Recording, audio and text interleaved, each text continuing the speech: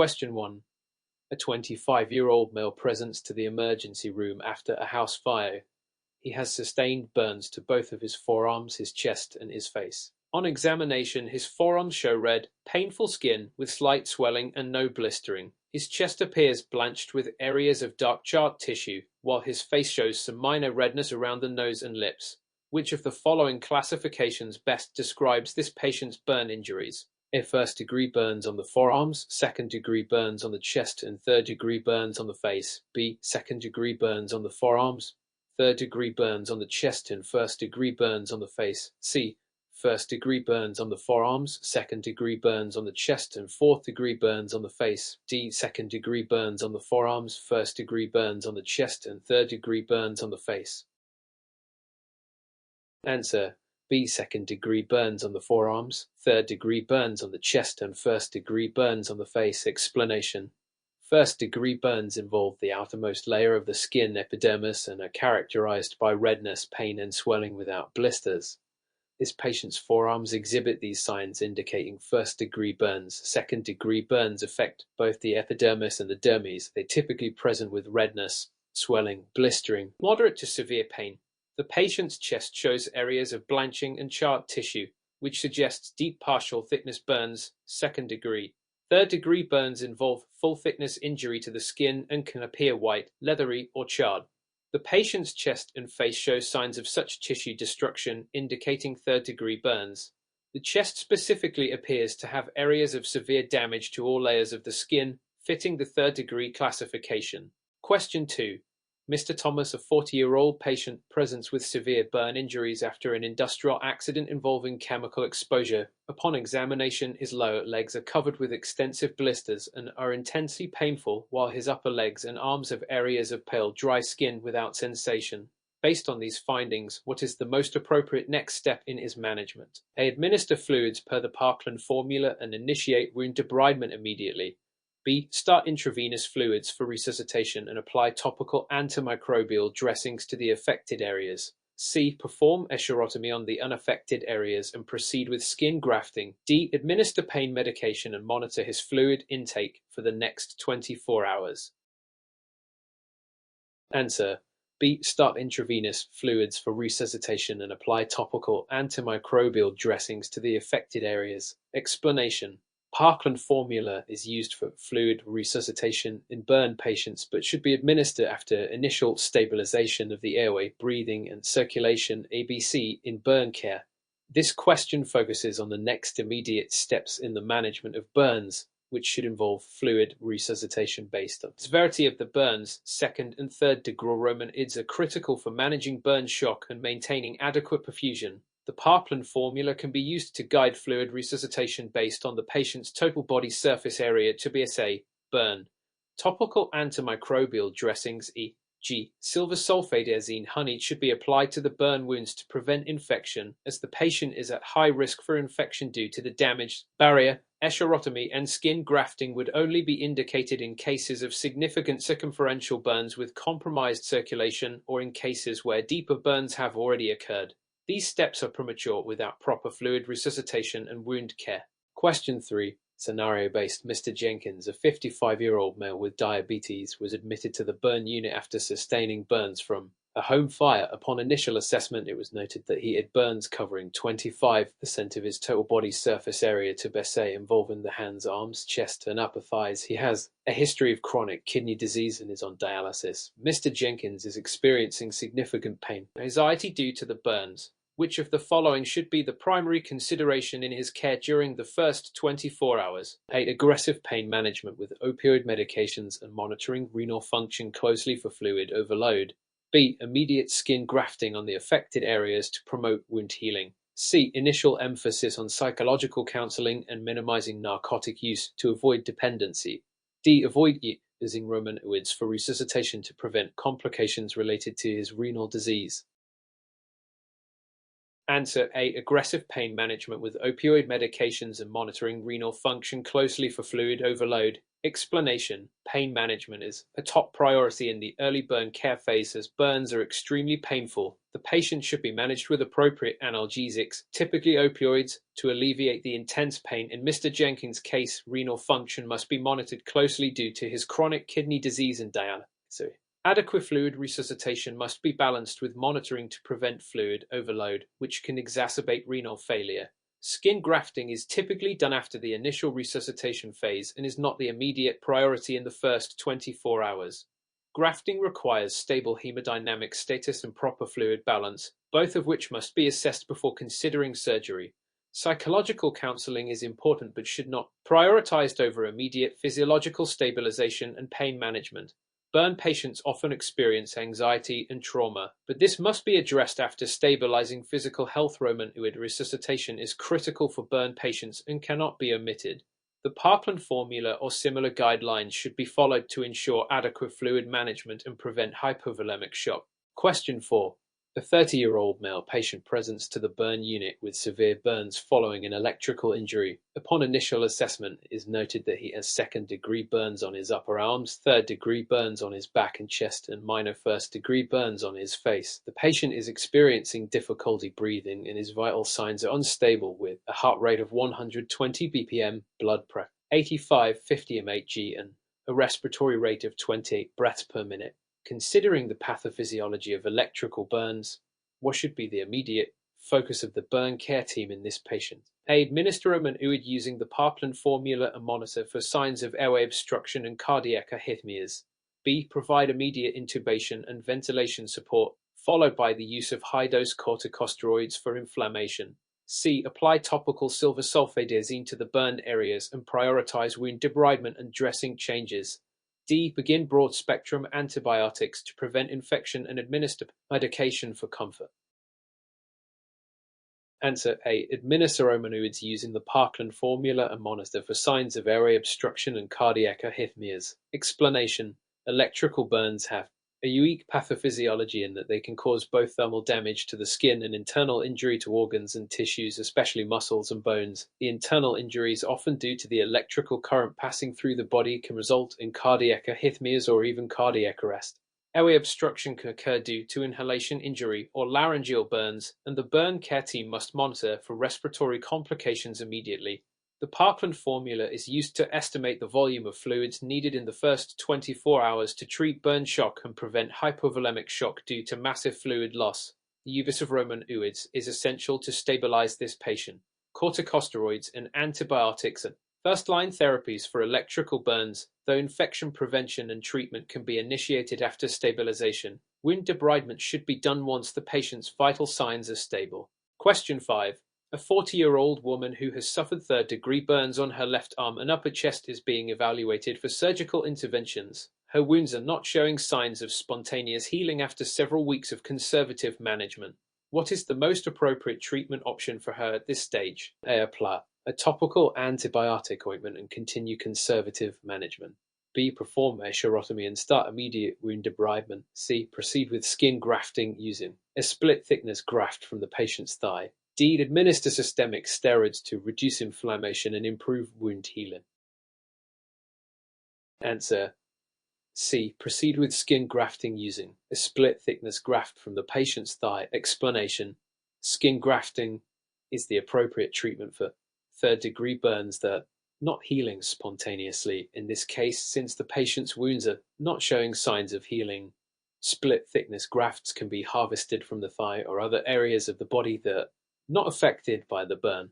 A chirotomy is used when there is circumferential burning or compartment syndrome and is not indicated in this case unless there are signs of restricted blood flow. Topical antibiotics are typically used in burn care to prevent infections, but they are not a definitive treatment for third-degree burns. Steroids are not recommended for burn wound healing as they may inhibit healing and increase the risk of infection. Question 6. A 50-year-old diabetic male with significant second-degree burns to his legs is admitted to the burn unit after 12 hours of resuscitation with Roman UIDs. The patient developed signs of hypovolemic shock, including low blood pressure, 90/50 mmHg, tachycardia, 120 EPM, and oliguria. What is the most appropriate next step in management for this patient? A. Administer additional Roman UIDs based on the Parkland formula and monitor urinary output. B. Start broad-spectrum antibiotics and pain management therapy. C. Initiate corticosteroid therapy to reduce inflammation and swelling. D. Perform an immediate escherotomy to relieve pressure on the extremities. Answer A. Administer additional remedies based on the Parkland formula and monitor urinary output. Explanation. Hypovolemic shock is common after burns due to fluid loss through the burned skin. The Parkland formula is used for fluid resuscitation, typically guiding the amount of fluid to be administered based on the TBSA burned and the patient's weight. Close monitoring of urinary output is essential as it serves as a key indicator of perfusion and kidney function. A urinary output of 0.5 to are typically the target during resuscitation. Antibiotics are used for infection prevention, but the immediate priority in shock management is restoring fluid balance. Corticosteroids are contraindicated in burn care as they can impair healing and increase infection risk. Escherotomy may be necessary in cases of circumferential burns that cause compartment syndrome, but it is not indicated for shock management. Question 7. A 28-year-old male with a history of smoking and a recent history of burn injury from a house fire presents with increasing respiratory distress and confusion. His oxygen saturation is 89% and he is showing signs of carbon monoxide poisoning. What is the immediate treatment for this patient? A. Administer 100% oxygen via a non-rebreather mask and prepare for intubation if necessary. B. Administer immunoids and wait for the patient to stabilize before initiating respiratory support. C. Begin nebulized bronchodilators to relieve symptoms of respiratory distress. D. Apply a nasal cannula with supplemental oxygen and monitor vital signs closely. Answer A. Administer 100% oxygen via a non-rebreather mask and prepare for intubation if necessary. Explanation. Carbon monoxide, poisoning is a common complication of smoke inhalation in burn victims. Since CO binds more readily to hemoglobin than oxygen, it displaces oxygen and leads to hypoxia. The first-line treatment for carbon monoxide poisoning is to administer 100% oxygen via a non-rebreather mask to enhance the dissociation of CO from hemoglobin. In severe cases, intubation may be required if the patient is unable to maintain their airway or if respiratory failure occurs. Nebulized bronchodilators may be helpful for patients with bronchospasm, but they are not the first priority in the case of carbon monoxide poison. Bromonoid are important for burn management but are not the primary treatment for carbon monoxide poisoning. Question 8. A 33-year-old female is admitted after a severe chemical burn to her hands and forearms. She has been exposed to a corrosive acid and the burn areas are showing signs of pain, swelling, and blister formation. What is the best initial step in managing her chemical burns? A. Apply water to the affected areas for at least 20 minutes to dilute and remove the chemical. B. Immediately apply a neutralizing agent to the burns to counteract the chemical's effects. C. Begin debridement of the damaged tissue and cover the area with antimicrobial dressings. D. Start fluid resuscitation using the Parkland formula and proceed with wound grafting. Answer A. Apply water to the affected areas for at least 20 minutes to dilute and remove the chemical. Explanation. The first step in managing chemical burns is immediate irrigation with water to dilute and remove the chemical from the skin. This is critical in preventing further tissue damage and reducing the severity of the burn. Neutralizing agents may worsen the injury in some cases, especially in the case of alkali burns, and are generally not recommended. Are less specifically indicated for the type of chemical. Debridement should only be done once the chemical has been removed and the patient is stabilized. Antimicrobial dressings are applied after cleaning the wound. Fluid resuscitation is necessary for burns, but is not the immediate priority in the case of chemical burns. The primary concern is decontamination. Question 9. A burn patient in the recovery phase is complaining of persistent pain and difficulty moving the affected arm due to the formation of tight scars. The burn rehabilitation team is concerned about the development of burn contractures. Which of the following interventions would most effectively prevent this complication? A. Initiating physical therapy and encouraging frequent stretching of the affected joint. B. Administering systemic corticosteroids to reduce inflammation and scar formation. C. Applying pressure garments to the affected areas and providing psychological support for the patient. D. Initiating a course of oral antibiotics to prevent infection and minimize scar formation. Answer A. Initiating physical therapy and encouraging frequent stretching of the affected joint. Explanation. Burn contractures occur when the skin and underlying tissues heal with excessive scar tissue formation, leading to tightness and loss of joint mobility. Physical therapy and stretching exercises are essential to prevent and manage contractures by maintaining joint movement and flexibility during the healing process. Corticosteroids may be used to scar formation in some cases, but they are not the most effective preventive measure for contractures, and their use should be carefully monitored.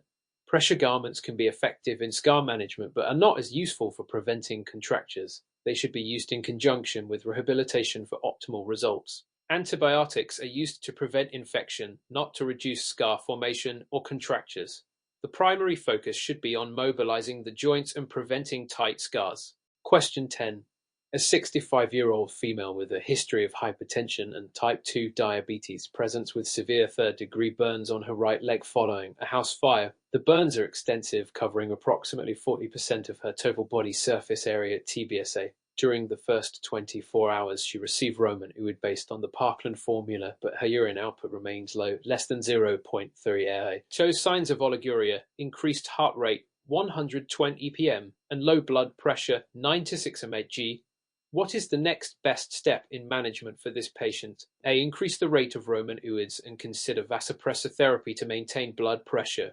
B. Start antibiotic therapy to prevent infection and reduce inflammation. C. Administer corticosteroids to reduce swelling and prevent organ damage. D. Perform immediate wound debridement and apply topical antimicrobials. Answer A. Increase the rate of Roman fluids and consider vasopressor therapy to maintain blood pressure. Explanation. In cases of significant burn injuries, particularly those involving extensive third-degree burns and low urine output, fluid resuscitation is essential. This patient's urine output is low, indicating inadequate perfusion, which necessitates further fluid administration according to the Parkland formula. If this doesn't improve the patient's condition, vasopressors may be required to support blood pressure and ensure proper perfusion. Antibiotics are important for infection prevention, but are not the first priority in fluid resuscitation or shock management. Corticosteroids are generally not used in burn management due to their potential to impair healing and suppress the immune response. Wound debridement is necessary for ongoing burn care, but should be done after stabilizing the patient's hemodynamics. Question 11. A 25-year-old male suffering from second and third-degree burns on his arms and chest is admitted to the burn unit. During the second day of hospitalization, the patient begins to experience severe swelling in the burned areas, reduced capillary refill, and increasing pain despite analgesia. He also exhibits signs of compartment syndrome, including numbness and weakness in his fingers. What is the most appropriate next step? Managing this complication, A. Increase Roman fluids to reduce swelling and apply cold compresses to the affected areas. B. Perform an immediate escherotomy to relieve pressure and prevent tissue damage. C. Increase the dosage of pain medications to control discomfort. D. Administer a dose of systemic corticosteroids to reduce inflammation and swelling. Answer. B. Perform an immediate escherotomy to relieve pressure and prevent tissue damage. Explanation. Compartment syndrome occurs when there is increased pressure within a confined space, such as the area around a burn wound, leading to tissue ischemia and potential permanent damage. In burn patients, eschar, a thick, leathery layer of dead tissue, can act as a constricting band, exacerbating the issue. The most appropriate intervention is an escherotomy. A procedure involves making incisions to relieve the pressure and restore blood flow to the affected area. Increasing Roman fluid or using cold compressors will not address the underlying cause of compartment syndrome, and while pain control is important, it should not delay intervention for ischemia. Corticosteroids are contraindicated in burn care and would not resolve the issue of compartment syndrome. Question 12. A 40-year-old male patient with a history of smoking and alcohol use is admitted to the hospital after a flash fire. He sustained burns to his face, upper airway, and chest. Upon admission, he is coughing up sooty sputum, has stridor, and is struggling to breathe. His oxygen saturation is 85% and he has a tachycardic heart rate of 120 bpm. Considering his clinical presentation, what is most appropriate initial management for this patient? A. Administer high-flow oxygen via non-rebreather mask and prepare for possible intubation.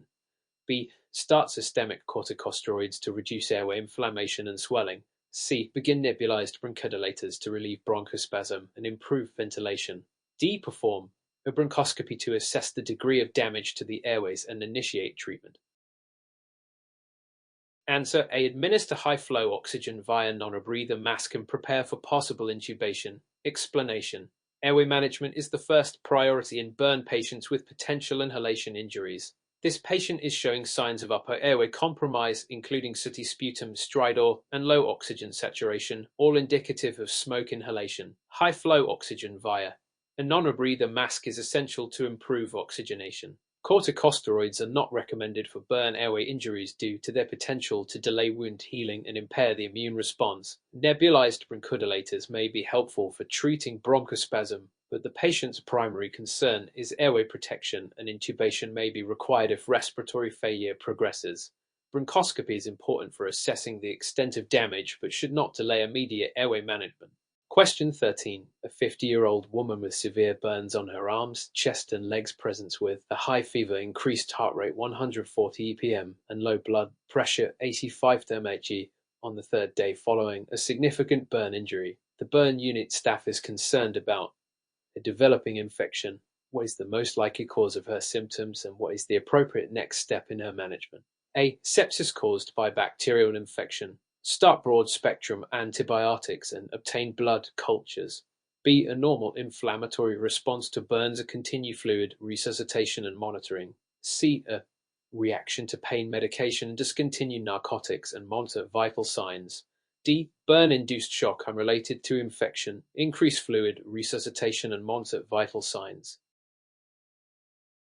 Answer A. Sepsis caused by bacterial infection. Start broad-spectrum antibiotics and obtain blood cultures. Explanation: this patient's fever, tachycardia, and hypotension are concerning signs of sepsis which can develop after burns due to bacterial colonization of the burn wounds. Broad-spectrum antibiotics should be started immediately, and blood cultures should be obtained to identify the causative organism. Normal inflammatory response. Burns typically does not include these signs of infection on the third day. Burn-induced shock can occur early, but the patient's current symptoms suggest an evolving infection rather than shock alone. Pain medications could contribute to discomfort but would not explain the systemic signs of infection observed in this patient. Question 14. A 72-year-old male with a history of chronic obstructive pulmonary disease, COPD, and hypertension is admitted following an explosion that resulted in severe burns to his face and neck. The patient is stable initially but begins to develop signs of airway obstruction, including hoarseness, difficulty swallowing, and a raspy voice. What is the most appropriate next step in management for this patient? A. Administer 100% oxygen via a non-rebreather mask and monitor the patient closely.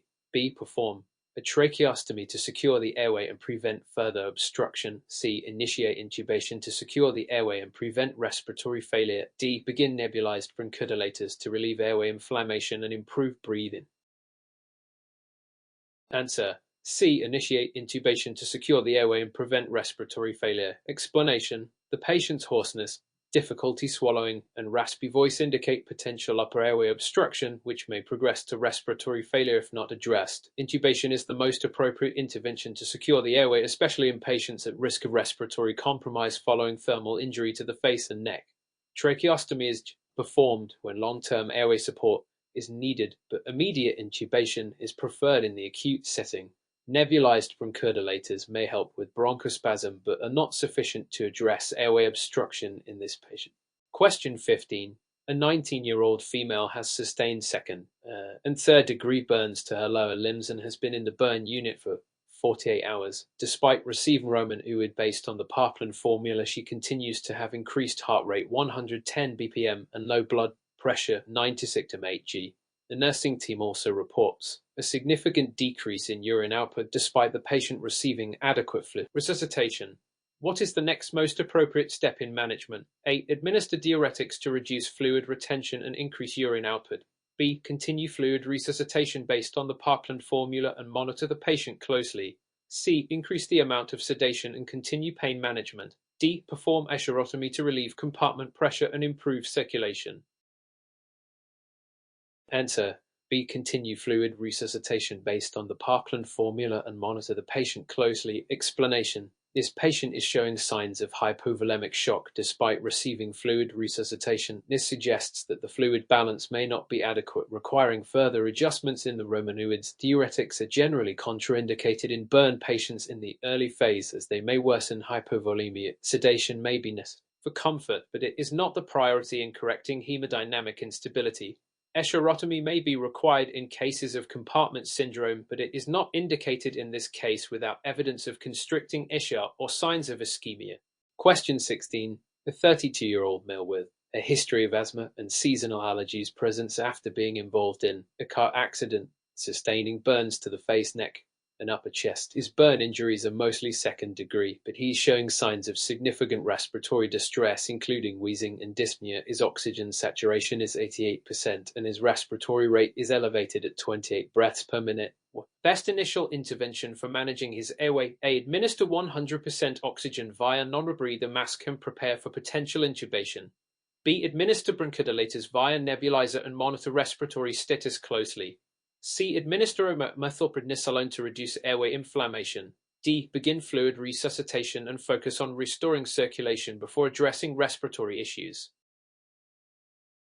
Answer A. Administer 100% oxygen via non-rebreather mask and prepare for potential intubation. Explanation: oxygenation is the priority in any patient with respiratory distress following burn injuries, especially when inhalation injury is suspected. Administering 100% oxygen via a non-rebreather mask ensures adequate oxygenation. Bronchodilators may be appropriate in managing wheezing and bronchospasm, but they be used in conjunction with securing the airway, especially in a burn patient at risk for airway compromise. Steroids are not the first-line therapy for airway burns and should be used cautiously. Fluid resuscitation should be done concurrently with airway management, but is not the primary intervention for respiratory distress. Question 17. A 58-year-old male with a history of diabetes mellitus and chronic kidney disease presents to the burn unit after sustaining severe third-degree burns to his legs and chest from a car fire. On the second day of hospitalization, the patient begins to develop hypotension, tachycardia, and oliguria. His blood tests reveal elevated creatinine and low serum bicarbonate levels.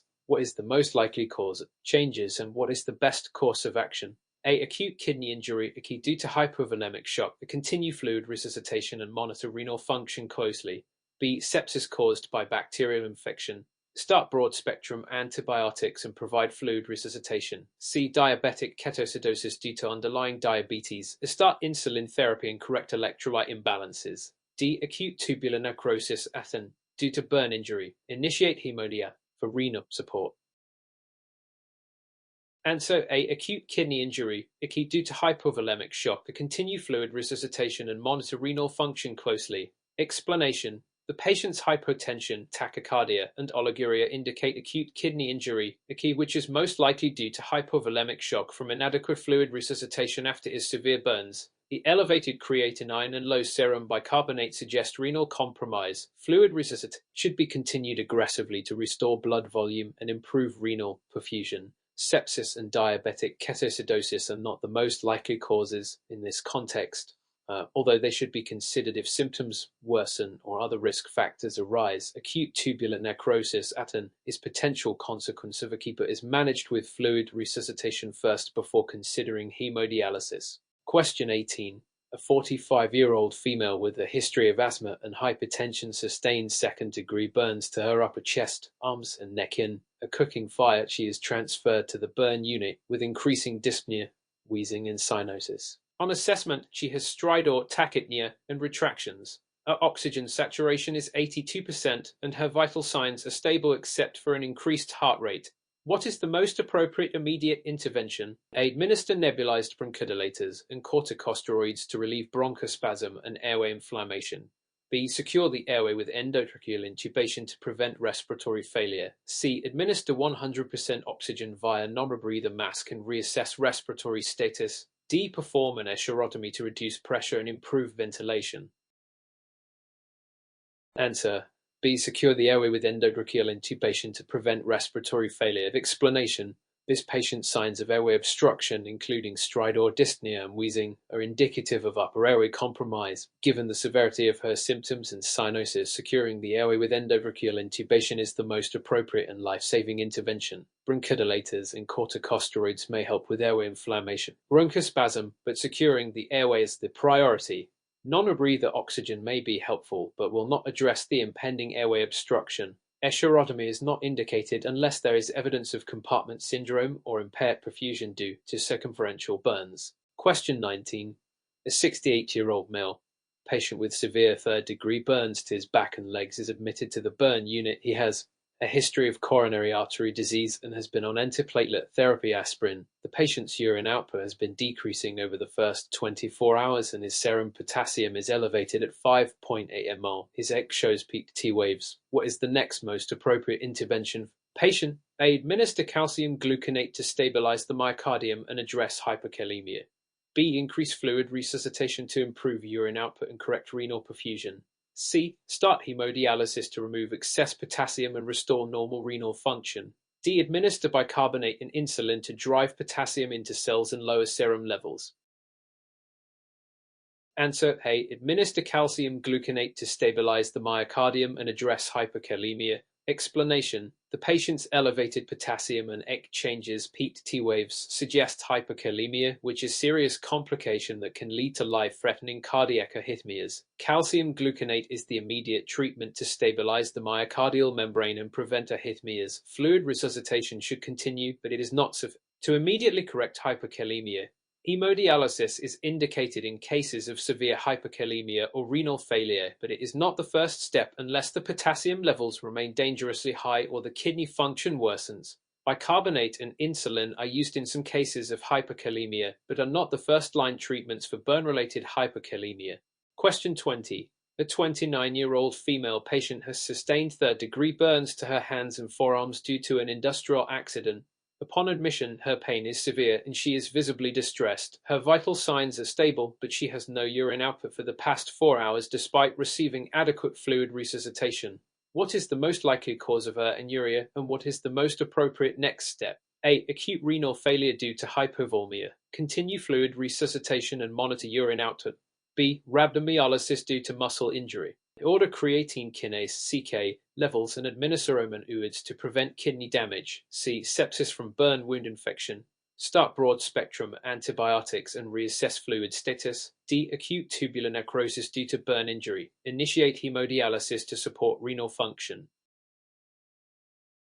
Answer B. Rhabdomyolysis due to muscle injury. Order creatine kinase (CK) levels and administer omenoids to prevent kidney damage. Explanation: rhabdomyolysis occurs when muscle tissue is damaged, releasing myoglobin into the bloodstream, which can lead to acute kidney injury. This patient's anuria, along with her severe pain and burn injury, suggests the potential for muscle injury and rhabdomyolysis. Creatine kinase (CK) levels should be ordered to confirm the diagnosis. Aggressive omenoid resuscitation is needed to prevent acute kidney injury and myoglobinuria. Acute renal failure may develop as a consequence of rhabdomyolysis, but the first priority is managing the underlying muscle injury. Sepsis and acute tubular necrosis are important considerations, but are less likely to be the cause of the anuria in this case, especially in the absence of signs of infection or renal failure. Question 21. A 24-year-old male with no significant past medical history presents with third-degree burns to his hands and forearms after a work-related accident. The patient is in severe pain and requests stronger pain relief. His vital signs are stable, but he is anxious and restless. What is the most appropriate pain management strategy for this patient? A. Administer opioid analgesics, morphine, and monitor closely for respiratory depression. B. Provide non-steroidal anti-inflammatory drugs, NSAIDs, to reduce pain and inflammation. C. Administer acetaminophen for mild pain relief and reassess in an hour. D. Offer psychological support and focus on anxiety reduction rather than pharmacological interventions. Answer A. Administer opioid analgesics, morphine, and monitor closely for respiratory depression. Explanation: severe burns require opioid analgesics, such as morphine, for adequate pain relief. Given the severity of the burns, opioids are typically the first-line treatment for acute pain in burn patients. Close monitoring for respiratory depression is essential. NSAIDs should be avoided in burn patients as they can increase the risk of renal complications. Acetaminophen is not sufficient for severe burn pain and may not provide adequate relief for this patient. Psychological support is important but should be used in conjunction with appropriate pain management strategies. Question 22. A 39-year-old woman with no significant medical history presents with second-degree burns to her arms and upper chest after an electrical accident. She is admitted to the burn unit and starts receiving fluid resuscitation based on the Parkland formula. After 48 hours, she develops a fever, tachycardia, and hypotension.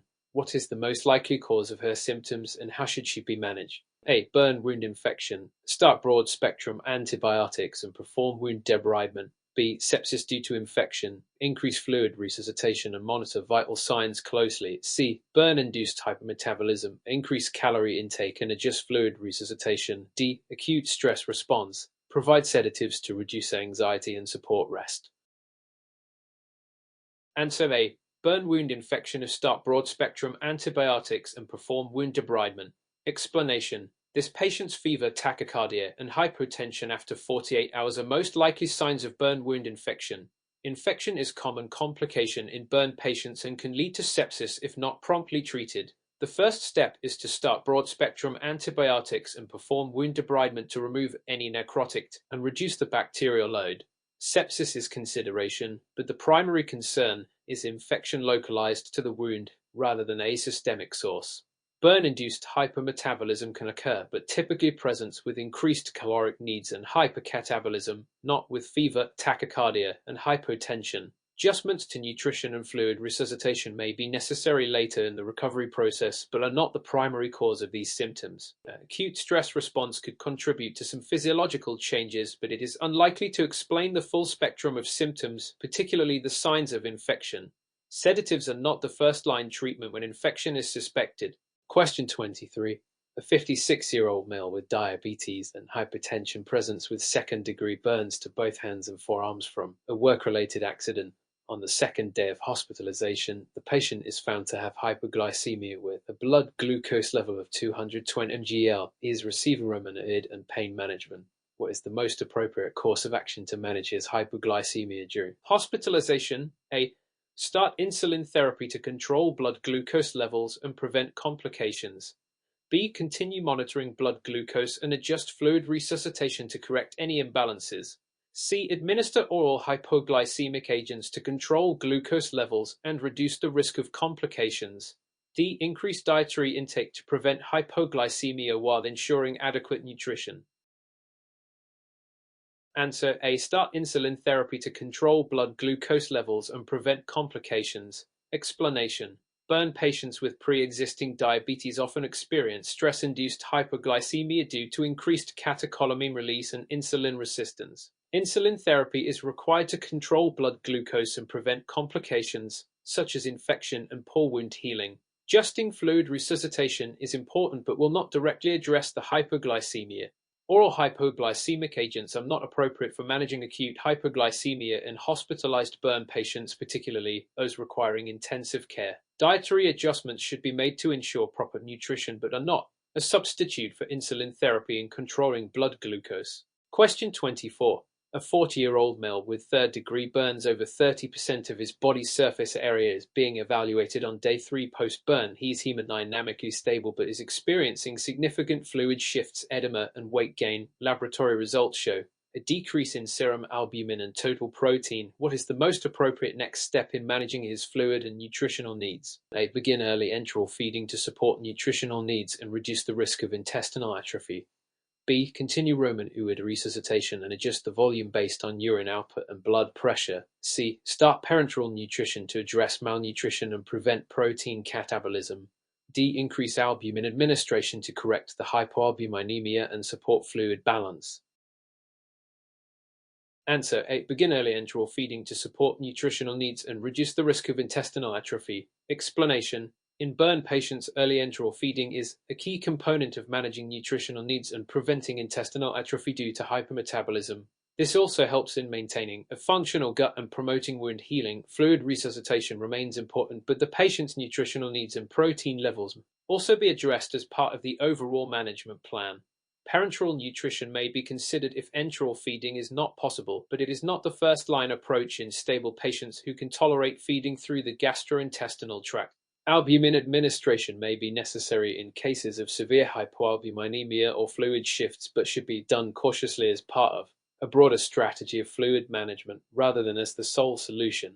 Question 25. A 32-year-old woman with third-degree burns covering 45% of her body surface area presents with elevated white blood cell count, fever, and tachypnea on day 5 after the burn. She is at high risk for infection, and cultures are being obtained. What is the most appropriate next step to minimize the risk of burn wound infection and improve her clinical outcomes? A. Administer broad-spectrum antibiotics and continue wound care. B. Perform an immediate debridement of the burned tissue to remove infected areas. C. Start hyperbaric oxygen therapy to promote wound healing and reduce infection risk.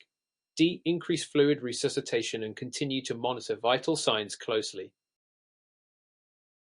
Answer A. Administer broad-spectrum antibiotics and continue wound care. Explanation: burn wound infection is a common complication in burn patients and can be fatal if not promptly treated. Broad-spectrum antibiotics should be initiated until culture results are available, as these will help manage bacterial infection and prevent sepsis. Debridement may be necessary if there is evidence of necrotic tissue, but it should not delay the initiation. Antibiotic therapy. Hyperbaric oxygen therapy may be useful in certain contexts, but it is not the first-line treatment for burn wound infection. While fluid resuscitation remains a key component of burn care, it is not the primary intervention for addressing infection. Question 26. A 65-year-old male with multiple comorbidities, including chronic obstructive pulmonary disease, COPD, and hypertension, presents with second-degree burns from a house fire. He has significant inhalation injury and is having difficulty breathing. His oxygen saturation is 88% and he is becoming increasingly hypoxic despite supplemental oxygen. What is the most appropriate next step in his management? A. Intubate and provide mechanical ventilation to secure the airway and ensure adequate oxygenation. B. Increase oxygen delivery with a non-rebreather mask and administer bronchodilators. C. Start high-dose corticosteroids to reduce airway inflammation and improve oxygenation. D. Perform bronchoscopy to assess for airway damage and initiate humidified oxygen therapy. Answer A. Intubate and provide mechanical ventilation to secure the airway and ensure adequate oxygenation. Explanation: inhalation injuries can lead to airway compromise and hypoxia in burn patients. Given the patient's COPD and hypoxemia, securing the airway with intubation and initiating mechanical ventilation is the most appropriate step. Non-rebreather masks and bronchodilators may offer some oxygenation support, but are unlikely to. In this patient with severe respiratory compromise, corticosteroids are not first line in the management of burn-induced airway inflammation and are typically reserved for conditions like asthma exacerbations. Bronchoscopy may be indicated later to assess for airway damage, but immediate intubation is necessary to protect the airway and ensure sufficient oxygenation. Question 27. A 45-year-old male with second-degree burns to his upper chest and arms presents with increasing dyspnea and chest pain 48 hours after injury. He has a history of hypertension and smoking. His ecchoes and segment depression and his troponin levels are elevated. What is the most likely diagnosis and what is the best course of action? A. Myocardial infarction. Initiate aspirin, antiplatelet therapy, and heparin for immediate management. B. Pulmonary embolism. P. Administer anticoagulation therapy and perform a pulmonary angiogram. C. Acute stress response. Monitor closely and provide anxiolytics for comfort. D. Burn-induced myocardial injury. Continue fluid resuscitation and monitor cardiac function closely. Answer A. Myocardial infarction. Initiate aspirin, antiplatelet therapy, and heparin for immediate management. Explanation: this patient's symptoms of dyspnea, chest pain, and elevated troponin levels, along with changes, suggest myocardial infarction. The appropriate course of action involves initiating aspirin, antiplatelet therapy, and heparin to manage the acute coronary event. What pulmonary embolism is possible? The changes and elevated troponin make the more likely diagnosis in this context. The acute stress response could contribute to some of the symptoms, but does not explain the cardiac markers and findings. Burn-induced myocardial injury can occur, but is less likely to present with the specific findings of segment depression and elevated troponin seen in Question 28. A 60-year-old female with a history of hypertension and type 2 diabetes presents with third-degree burns on 40% of her body after a house fire. Her blood glucose is elevated at 200 ppm. Over the next 48 hours, she becomes increasingly hypotensive, with blood pressure readings consistently around 90/55 mmHg despite fluid resuscitation. She also develops signs of organ dysfunction, including a decreased urine output and rising serum creatinine. What is the most likely cause of her deteriorating condition, and how should it be managed? A. Sepsis due to burn wound infection. Initiate antibiotics, fluid resuscitation, and vasopressors. B. Acute kidney injury due to myoglobin release. Initiate alkaline diuresis and monitor for rhabdomyolysis. C. Burn shock exacerbated by diabetic nephropathy. And increase fluid resuscitation and administer insulin. D. Hypovolemic shock due to excessive fluid loss from the burns. Continue fluid resuscitation and consider albumin supplementation. Answer A. Sepsis due to burn wound infection. Initiate antibiotics, fluid resuscitation, and vasopressors. Explanation. Sepsis is a common and life-threatening complication of burns, particularly in patients with comorbid conditions like diabetes. The patient's hypotension, organ dysfunction, and elevated blood glucose suggest sepsis as the primary cause of her deterioration. Antibiotics should be initiated immediately to treat potential burn wound infections, while fluid resuscitation is critical for managing burn shock. Vasopressors may be necessary to support her blood pressure despite fluid resuscitation. Acute kidney injury can occur in burn patients, but is more likely to be secondary to sepsis or burn shock. Rhabdomyolysis is not likely in this patient, as there is no indication of muscle injury. Diabetic nephropathy could contribute to kidney dysfunction. The sepsis is the more likely culprit, and insulin would not address the sepsis or hypotension. Question 29. A 35-year-old male with first and second-degree burns covering 20% of his body's surface area is recovering well after an initial fluid resuscitation and pain management. On day 3 post-burn, his nurse reports that the patient is showing signs of increasing anxiety, restlessness, and agitation. His vital signs remain stable, but his respiratory rate has increased and he seems to be overly concerned about the appearance of his wounds. Which of the following is the most appropriate next step in managing his emotional and psychological well-being? A. Administer anxiolytics to help reduce the patient's agitation and address anxiety. B. Offer emotional support and psychological counseling to address the patient's fears and concerns. C. Initiate antidepressants to address any underlying mental health concerns, as burn victims often experience depression. D. Limit visitor access to the patient to reduce any potential sources of stress or anxiety. Answer. B. Offer emotional support and psychological counseling to address the patient's fears and concerns. Explanation. Psychological counseling and emotional support are crucial in the recovery process for burn patients, as anxiety and restlessness can be common, particularly when patients are facing the long-term recovery process and are concerned about the aesthetic outcome of their injuries. Anxiolytics are typically reserved for more severe cases of anxiety and should not be used as the first-line approach without a clear indication of acute anxiety or panic disorder.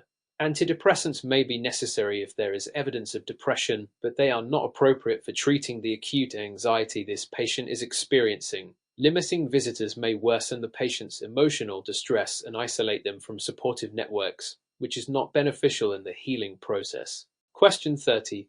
A 28-year-old female presents with second-degree burns on her arms and legs from a cooking accident. She has no history of comorbidities and has been treated with standard fluid resuscitation and pain management.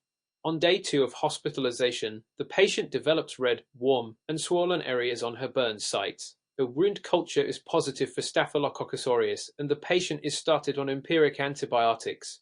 The patient's temperature spikes to 101.5 degrees and her blood pressure drops to 88/60 Met-G. What is the next best step in managing her condition? A. Increase fluid resuscitation and empiric antibiotics to broader spectrum coverage for suspected sepsis.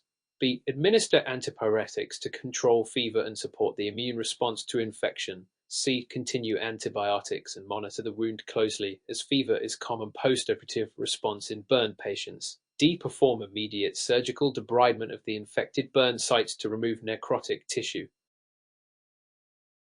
Answer A. Increase fluid resuscitation and empiric antibiotics to broader spectrum coverage for suspected sepsis. Explanation. The patient's fever, hypotension, and positive wound culture for Staphylococcus aureus suggest a developing sepsis secondary to a burn wound infection. This is a potentially life-threatening complication in burn patients. Broad-spectrum antibiotics should be started immediately to cover a wide range of pathogens. Culture results. Fluid resuscitation should also be increased to support the patient's hypotension. Antipyretics can help reduce fever, but they do not address the underlying infection, which must be treated to prevent further complications. Surgical debridement may be necessary in severe cases, but the priority is to control sepsis with antibiotics and fluid resuscitation initially.